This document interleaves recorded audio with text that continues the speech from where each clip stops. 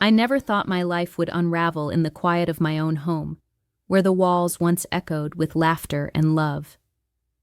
I'm Irene, and behind the faded blue siding of our Ohio house, a storm has been brewing, tearing at the seams of a marriage I thought was unbreakable. Each day I've watched Mark drift further away, his hazel eyes no longer meeting mine, until a single, chilling suggestion from him shattered everything I knew. Now, I'm standing on the edge of a decision that could destroy us forever, haunted by a secret that burns in the silence between us. What did I do when temptation came knocking? And what did he see that changed everything? There's a certain weight to the air in my kitchen tonight, a heaviness that clings to my skin like damp fabric as I stand over the stove, stirring a pot of stew that neither of us will truly taste. I'm Irene, 38, and this is the rhythm of my life. A metronome of mundane tasks ticking away in a house that feels more like a museum of what used to be. My hands move on autopilot, chopping, stirring, wiping down counters, but my mind is elsewhere, lost in the fog of years that slipped through my fingers. I once painted my future in bold, vivid strokes, a marriage full of laughter, late-night whispers, and stolen glances. But now, the canvas is faded, the colors bled out, leaving only the outline of a dream I can't quite remember. Our home, a modest two-story with chipped blue siding, sits in a quiet suburban corner of Ohio. It's the kind of place you'd drive past without a second thought. But inside, every room is a border, a silent demarcation of the distance between me and Mark. He's 40 now, a man who once felt like my anchor, his warmth a steady pulse I could rely on.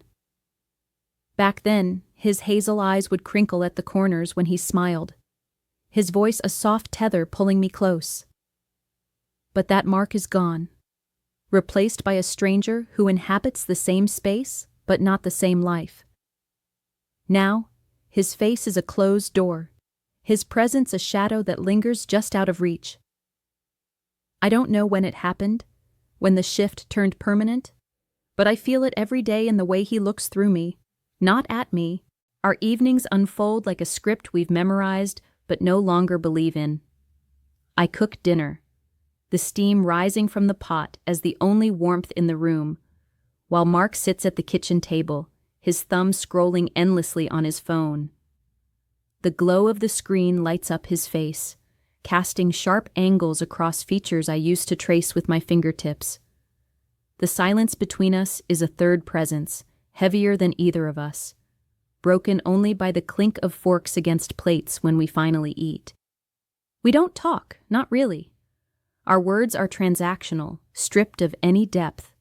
"I'll be late tonight," he'll mutter, or I'll ask, "Did you pay the electric bill?" Each sentence is a brick in the wall we've built, one I don't know how to tear down. Nights are no better. We sleep in the same bed, but it might as well be an ocean. I cling to the far edge, the sheets cool against my skin, while he stays on his side, his back a silent barrier. I can't remember the last time we bridged that gap, the last time his hand found mine in the dark. No, I do remember. A fleeting moment over a year ago. A pat on my shoulder as he hurried out the door for work. More reflex than affection. It's a memory I turn over in my mind. It's Tuesday evening, and I'm dragging myself through the front door after another grueling day at the law firm, my shoulders aching from hunching over case files for hours. The weight of being a paralegal never really lifts, even when I'm home. My purse is still slung over my shoulder, heavy with the day's burdens, as I step into the dim living room of our Ohio home. The air feels thicker tonight, like it's pressing down on me, making every breath a little harder. I see Mark there on the couch, a beer bottle dangling loosely in his hand, his eyes fixed on the blank TV screen. Not even a flicker of life in his gaze, just that same hollow stare I've come to dread. I brace myself for another night of silence, of us existing in the same space but worlds apart, when his voice cuts through the stillness, flat and drained of any warmth. If you want to, do it. Just let me know so I can see. I freeze, my fingers tightening around the strap of my purse. Did I hear that right? My mind scrambles to make sense of his words, but they hang there, heavy and jagged, like a shard of glass I'm afraid to touch. I open my mouth, my voice barely above a whisper. What did you say? He doesn't even turn to look at me, just repeats himself in that same lifeless tone, each syllable a challenge, a dare I don't know how to answer. My heart starts thudding in my chest, so loud I'm sure he can hear it. My palms grow slick with sweat, and I feel this strange heat creeping up my neck. What does he mean? Is he talking about stepping outside the boundaries of us, crossing a line we've never even whispered about? I want to ask, to demand clarity, but my throat closes up and the words won't come. He doesn't offer anything more, no explanation, no softening of the blow. Instead, he stands, his movements slow and deliberate, walks to the fridge, grabs another beer, and heads upstairs without a backward glance. I'm left standing there, alone in the half-dark, the echo of his words ricocheting in my head. I drop my purse to the floor and sink onto the couch where he'd been sitting, the cushion still warm from his presence. I replay his statement over and over, dissecting every word, every pause. Part of me burns with anger. How could he even suggest something so unthinkable? Something that would shatter what little we have left? I want to storm upstairs and scream at him, demand to know what's broken in him to say something like that. But there's another part of me, quieter but insistent, that feels this odd flicker of curiosity. Is this his way of admitting we're already done? That the life we built has crumbled beyond repair? Is he giving me permission to seek something, someone else? Or is this just another way to push me away? I sit there for what feels like hours. It's a rainy Saturday afternoon. A few days after that chilling conversation that's been gnawing at my mind. I'm in the kitchen, the steady patter of rain against the window a soft drumbeat to my thoughts. I'm chopping vegetables for a stew, the knife moving rhythmically through carrots and celery, but my focus is fractured. Mark is across the room, leaning against the counter, his presence as heavy as the storm outside. We haven't looked at each other, not really. Not since those words he spoke hung between us like a guillotine. The air smells of raw onions, sharp and stinging, mirroring the tension that settled into my bones. I keep my eyes on the cutting board, trying to anchor myself in the mundane, when his voice slices through the silence, calm and cold as ever. I meant what I said. If you do it, I want to see the truth. The real you. Set up a camera, I'll watch. My hand falters, the knife slipping just enough to graze the edge of my finger, a sharp sting that barely registers over the shock. I stare at him. My breath caught somewhere in my chest, searching his face for any hint of jest or regret. But there's nothing. Just that unreadable mask, his hazel eyes flat and distant, like he's already somewhere else. The rain taps harder against the glass, a relentless reminder of the world moving on outside while I'm frozen here, caught in this surreal moment. He doesn't flinch, doesn't soften, just keeps going. I'll be in the garage, working on the car when it happens. But I want the footage. I'll review it later. Then, as if it's the most natural thing in the world, he adds, afterward, everything will change. My hands tremble, the knife clattering softly against the counter as I set it down. I'm torn, a storm of outrage and something darker, something I can't name, churning inside me. I don't say yes, but I don't say no either. Oh, I just stand there, the smell of onions and the sound of rain filling the void where my words should be. The next few days are a blur of restless thoughts. I can't shake his request, can't stop turning it over in my mind like a puzzle with no solution. Is this a trap, Some twisted game to catch me out? A test of loyalty I'm doomed to fail? Or does he want out of this marriage so badly that he's pushing me to be the one to break it, to give him the excuse he needs? I lie awake at night, staring at the ceiling while Mark sleeps on his side of the bed, oblivious to the war in my head. My days at the law firm drag on, case files piling up, but I'm only half there, my thoughts circling back to that rainy afternoon, to the weight of his words. I feel like I'm standing on the edge of a cliff, the ground crumbling beneath me. And I don't know if I'll step back or let myself fall. By Thursday, I've made a decision, though I can barely admit it to myself. My hands shake as I pick up my phone and scroll through the group chat from last year's company picnic. I find Ethan's number, Mark's coworker, a man I've always felt a dangerous pull toward. There's been this unspoken tension between us, a current that hums beneath the surface during casual encounters at our house, his dark eyes lingering just a moment too long. I type out a message, my thumb hovering over send for what feels like an eternity before I finally press it. I ask him to come over that evening, claiming I need help with a leaky faucet. It's a flimsy excuse, and I know he'll see through it, but I don't care. I just need him here. When the time comes, I'm a bundle of nerves. I've set up a small digital camera in our bedroom, tucked discreetly on a shelf among old books, its lens pointed at the bed. My fingers fumble as I press record, the tiny red light blinking like an accusing eye. I've chosen a simple black dress, my hair loose around I wake up to a house that feels like a tomb, the silence so thick it presses against my ears. It's the morning after, and Mark is already gone, off to work without so much as a note or a goodbye. I lie in bed for a moment, staring at the ceiling, the weight of last night clinging to me like a second skin. The sheets are tangled around my legs, a reminder of the chaos I've unleashed, and I can't shake the feeling that I've crossed a line there's no coming back from. I roll over, half expecting to see some sign of him, but his side of the bed is cold, untouched, like he was never there at all. The emptiness of the room mirrors the hollow ache in my chest, and I force myself to get up, my limbs heavy with dread.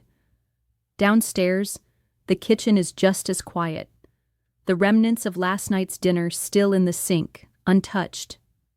I avoid looking at the shelf in the living room as I pass by, knowing the camera sits there, turned off now, but still a silent witness to everything. I can't bring myself to touch it, to even think about the footage it holds. The thought of what's on that tiny device makes my stomach churn, a mix of shame and fear twisting inside me. What if Mark finds it before I'm ready? What if he's already seen it? I push the thoughts away, focusing on the mundane, making coffee, staring at the dark liquid as it drips into the pot. But even that small act feels like a performance, like I'm playing a role in a life that's no longer mine. The day drags on, each moment haunted by the weight of my choices. I go through the motions. Showering. The hot water doing nothing to wash away the guilt. Dressing in a plain blouse and slacks. My reflection in the mirror, a stranger's face. Driving to the office, the hum of the engine, the only sound in my world. But every second is tainted. Every creak of the house as I left made me jump, my heart racing as if someone was watching, waiting to pounce. At the law firm, I sit at my desk, surrounded by the chatter of co-workers, but their glances feel like accusations. I'm paranoid, I know it, but I can't stop myself from wondering if they can see it on me, the secret I'm carrying, the betrayal I've woven into the fabric of my life. I fumble through case files, my hands unsteady, my mind replaying fragments of last night, the heat, the whispers, the way everything spiraled beyond my control. I keep checking my phone, expecting something, anything from Mark, a text, a call, even a missed notification. But the screen stays blank, a void as empty as the space between us. The silence from him is worse than any confrontation could be. It's a weapon, sharp and unrelenting, cutting deeper with every hour that passes. By the time I get home, the sun is dipping low, casting long shadows across our quiet street. Mark isn't there yet, and the house feels like a cage, every corner holding a memory I can't escape. I heat up leftovers, the microwaves hum, the only sound breaking the stillness, and when he finally walks through the door, my breath catches. He doesn't say a word about last night, doesn't even look at me. He eats in silence, his fork scraping against the plate, then settles on the couch, the TV flickering to life with some mindless show. I watch him from the kitchen, my hands gripping the counter, waiting for a crack in his facade. But there's nothing. He goes to bed without a glance my way, and I'm left standing there, a mess of nerves, wondering if he's seen the footage, if he's just biding his time before he tears everything apart. Friday unfolds in the same agonizing rhythm. The silence between us is a living thing now, growing with every passing minute. I move through the day like a ghost, my thoughts a tangled mess of fear and doubt. Has he watched it? Does he know? Or is this his way of punishing me, letting me stew in my own guilt until I break? It's Saturday morning, and I'm standing in the kitchen, the bitter scent of coffee curling through the air as I clutch a mug that's gone cold in my hands. I've been up for hours, pacing in my mind, rehearsing the words I need to say to Mark, the explanation I owe him after everything that's happened. My stomach is a tight knot, twisting and turning with every imagined scenario of how this conversation might go. Will he yell? Will he just walk away? Or will he finally look at me, really look at me, for the first time in years? I'm jittery, my fingers tapping an uneven rhythm on the counter, my heart racing like I've run a marathon without moving a step. I'm so lost in my thoughts that when the doorbell chimes, sharp and sudden, I nearly drop the mug, the ceramic clinking against the sink as I set it down. I frown, wiping my hands on a dish towel as I shuffle toward the front door. Who could it be at this hour on a weekend? Maybe a delivery or a neighbor with some trivial request. My bare feet are cold against the hardwood floor, and I glance out the window as I pass, noticing that Mark's car isn't in the driveway. He must have left early, slipped out while I was still wrestling with my thoughts. That realization only tightens the knot in my gut. I reach the door, turn the knob, and there's a courier standing there, a plain manila envelope in his gloved hand. He's all business, asking for a signature with a clipped tone, and I scribble my name on his clipboard, my hand trembling so badly the pen nearly slips. He hands me the envelope and turns away without a word, leaving me standing there, the weight of the package heavier than it should be. I close the door, the click of the latch echoing in the quiet house, and make my way back to the kitchen table. My breath is shallow as I sit down, the envelope staring up at me like it knows something I don't. There's no return address, just my name scrawled in a hurried script. I tear it open with unsteady fingers, the paper ripping unevenly, and when I pull out the contents, my world tilts. Divorce papers. Crisp, official, and already signed by Mark, his neat, precise handwriting a stark contrast to the chaos in my chest. I stare at his signature, the familiar loops and lines I've seen on 100 mundane documents over the years, now marking the end of us. Tucked between the pages is a small note, just a single sentence in black ink, jagged and raw. Thank you for reminding me why this needed to end. The words hit like a punch, stealing the air from my lungs. My vision blurs, hot tears welling up and spilling over before I can stop them. My chest tightens, a vice squeezing until I can barely breathe, and the papers slip from my grasp, fluttering to the floor with a soft, final thud. I don't move to pick them up. I can't. I just sit there, frozen, my hands gripping the edge of the table as if it's the only thing keeping me from falling apart completely. Time stretches, minutes bleeding into what feels like hours, and I'm lost in a loop of memories from the past week. Every moment replays in excruciating detail. Mark's cold suggestion, the camera I set up, the night with Ethan that spiraled into something I couldn't control, and the agonizing silence that followed. He must have watched the footage.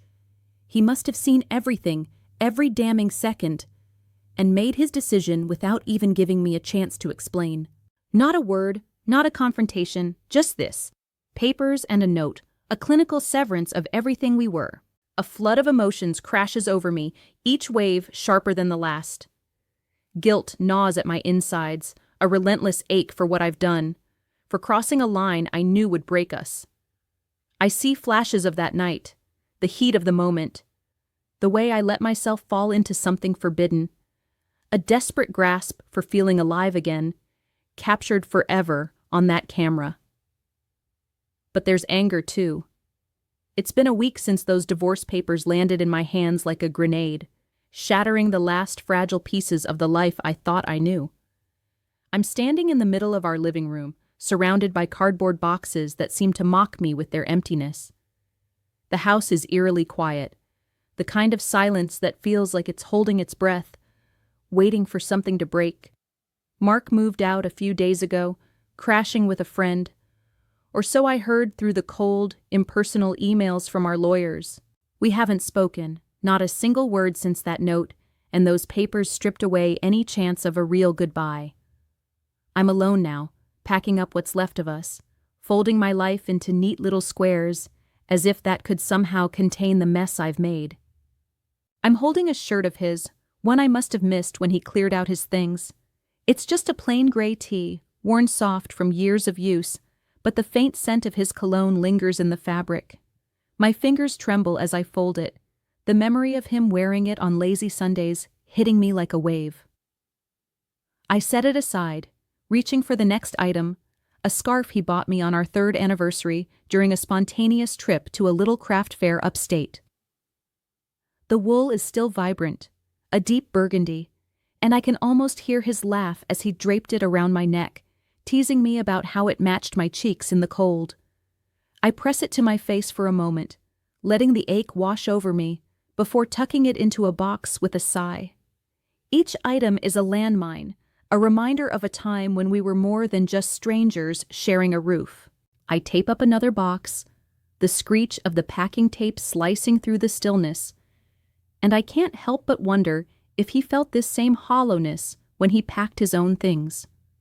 Did he pause over our wedding photo, the one now sitting face down on the mantel because I can't bear to look at our frozen smiles?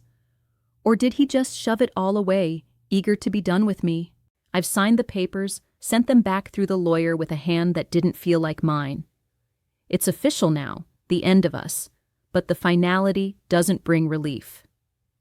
Instead, it leaves me with questions that claw at the edges of my mind. Did Mark push me toward that night, suggesting something so unthinkable just to have a reason to walk away? Was it a calculated move? A way to justify leaving a marriage he'd already checked out of? Or was he genuinely searching for something in me, some raw, unfiltered truth I couldn't give him, no matter how hard I tried? I don't know. And the worst part is, I might never get the answers. I'm left with nothing but the echo of my own choices, the memory of that camera's blinking light, and the weight of a decision that burned everything to ash. I moved to his old desk in the corner of the room, a piece of furniture he insisted on keeping despite its wobbly leg, claiming it had character. I'm clearing out the drawers, tossing out old receipts and pens that don't write, when my fingers brush against something tucked at the back. It's a small notebook, the cover scuffed and worn, one he must have used for jotting down random thoughts. I flip through it, expecting nothing more than grocery lists or reminders to fix the leaky sink. But the pages are mostly mundane, errands, work notes, nothing personal. Until I reach the last page. There, in his familiar slanted handwriting, is a single line, dated months ago. I don't know how to reach her anymore. My breath catches, a sharp pain slicing through my chest as I read it again, tracing the words with my fingertip as if they might disappear. It's a glimpse into a hurt I didn't see, a desperation I ignored while I was too busy drowning in my own discontent. I sit down hard on the floor, the notebook clutched in my hands, tears blurring the ink. I thought I was the only one suffering in the silence, but he was reaching for me. And don't forget to subscribe, like, and comment if you enjoyed this story. This will help us create more engaging stories for you.